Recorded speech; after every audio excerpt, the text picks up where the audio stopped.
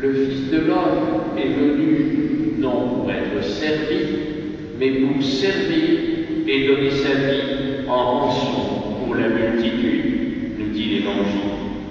Voilà le sens de la royauté du Christ sur l'univers, donner sa vie pour tous les hommes. Ainsi, nous pouvons faire une première conclusion. La royauté de Jésus est le service des hommes, et ce service est celui de la vie. C'est Jésus qui dit « Je suis venu pour que les hommes aient la vie, et pour qu'ils l'aient en abondance. » Bien sûr, nous allons dire la vie même, nous sommes là, nous vivons bien plus que cela. Car nous tous, chers amis, et tous ceux qui nous ont précédés, et tous ceux qui nous suivront, si nous accueillons le don de Dieu, nous sommes faits pour la vie éternelle. Nous sommes tous destinés à vivre pour toujours dans l'amour de Dieu. Et la fête d'aujourd'hui nous le rappelle tout particulièrement. C'est pourquoi c'est une grande fête de l'espérance. Nous vivrons parce que le Christ vit. Et nous vivrons comme enfants du royaume de Dieu que nous sommes devenus le jour de notre baptême. Ainsi donc, nous portons cette vie qui n'aura pas de fin. Et c'est le plus beau cadeau que nous puissions avoir pour notre vie sur la terre. Tout passera, tout disparaîtra. Notre beauté, notre jeunesse, notre argent, notre santé, une seule chose demeurera toujours, la vie de Dieu en nous, ici-bas et pour l'éternité, si nous avons accueilli cette vie. C'est ce que nous dit aujourd'hui et tous les jours de notre existence la parole de Dieu. Jésus donne sa vie pour chacun des hommes afin que tous vivent par lui. Mais pourquoi mourrait-il au fond? Nous mourrons, nous sommes morts parce que le péché nous tue à la vie de Dieu, parce que le péché nous coupe de la vie de Dieu, nous en sépare. Et donc Jésus est venu pour nous connecter sur cette vie de Dieu. Il est le roi de la miséricorde, du pardon, il est le seul, et c'est là qu'il a le pouvoir, qui peut nous faire entrer, qui peut faire entrer l'homme dans l'amour de Dieu. Ce n'est pas moi qui le dis, c'est le Christ lui-même. Nul ne va vers le Père sans passer par moi, dit l'Évangile. Personne ne peut aller vers Dieu sans passer par le Christ. Je suis la porte et vous êtes les brebis, dit encore Jésus. La porte est parfois étroite, mais c'est la porte. Il est le chemin, la vérité, la vie. En cela, donc, il ne règne pas au sens où il exercerait une puissance ou un pouvoir arbitraire. Toi oui, toi non. Tout le monde est appelé à passer par la porte. Je suis venu pour que tous les hommes aient la vie. Encore faut-il que nous acceptions, que nous suivions le Christ. Encore faut-il qu'au jour le jour, nous soyons avec lui, ou plus exactement, nous le laissions être avec nous. Et c'est en ce sens qu'il est le roi de l'humanité. Il est le roi de l'humanité parce qu'il est totalement homme et totalement Dieu. Et saint Paul nous dit, il est le premier-né de toute créature. C'est-à-dire, il est le premier homme, le premier dans l'histoire, mais aussi le premier par la qualité, qui est mort et qui est ressuscité de la vie même de Dieu, Père, Fils et Esprit Saint. Et cette vie, il ne la garde pas pour lui, il nous la donne à travers le baptême et elle grandit à travers les sacrements. Voilà pourquoi Jésus, Fils de Dieu fait homme, est le roi de la vie.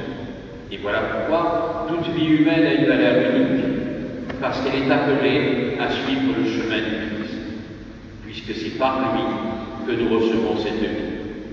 Qui que nous soyons, il est la porte.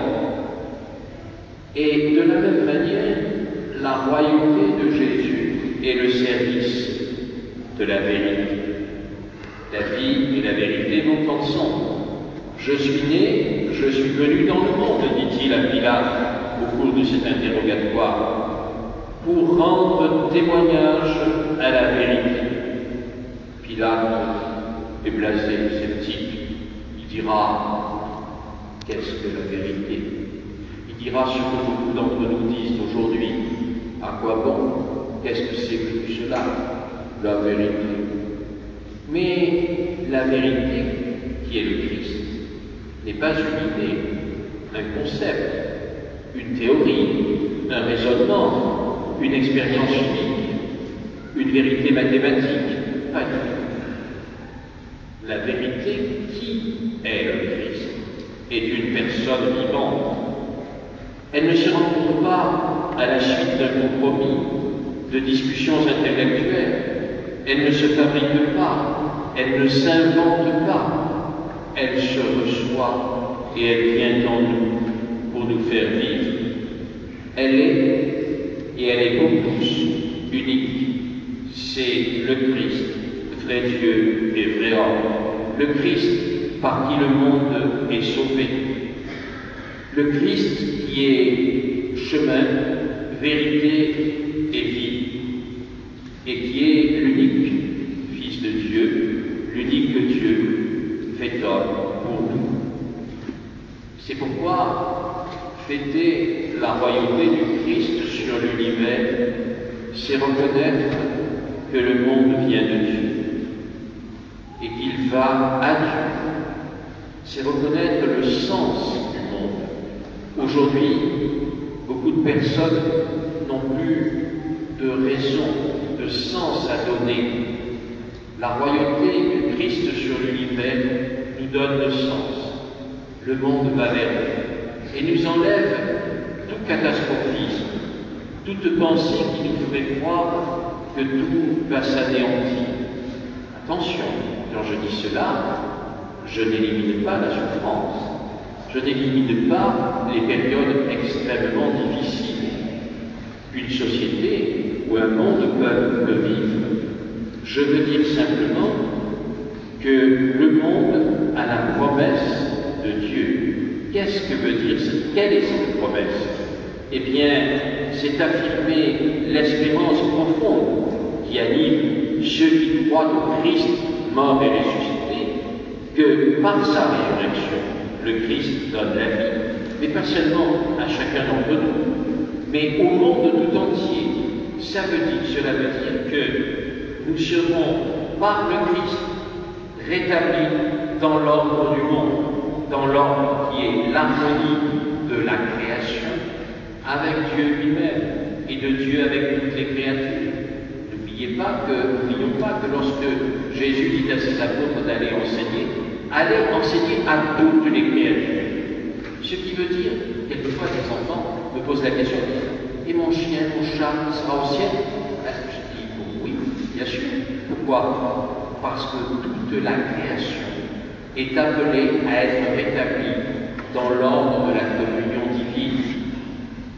Et si nous sommes dans cette espérance, la résurrection finale, c'est-à-dire ce vers quoi nous allons quand le Christ reviendra dans sa gloire, c'est que tous nous entrions dans cette vie éternelle, que nos corps transfigurés et toute l'humanité transfigurée y participent. C'est exactement ce que nous dit l'apôtre Paul. Ainsi, quand le Christ aura tout soumis ouvert, alors le cosmos, le monde tout entier, sera dans la communion divine. Voilà ce que nous dit la royauté du Christ sur l'univers. Il n'y a de vie que pour l'éternité. Alors, nous pourrions croire que ceci se passera dans un nombre infini d'années. Nous ne le savons pas et nous n'avons pas à nous en inquiéter. Pourquoi? Parce que si je parle de vie éternelle, je ne parle pas nécessairement et uniquement d'un futur inconnu. La vie éternelle, dit Jésus, c'est de te connaître, toi le seul Dieu, le vrai Dieu, et de connaître celui que tu as envoyé, Jésus-Christ.